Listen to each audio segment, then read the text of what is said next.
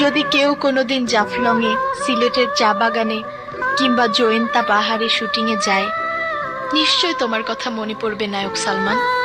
সুরমা নদীর পাড়ে, হযরত শাহজালালের মাজার প্রাঙ্গণে, সিলেটের পুণ্য মাটির সাথে মিশে আছো আমাদের প্রিয়।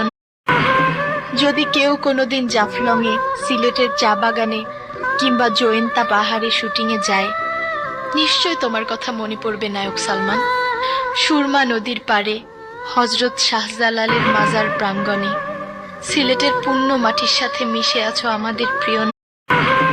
যদি কেউ কোনোদিন জাফলংয়ে, সিলেটের চা বাগানে কিংবা জয়ন্তা পাহাড়ে শুটিংয়ে যায়, নিশ্চয় তোমার কথা মনে পড়বে নায়ক সালমান।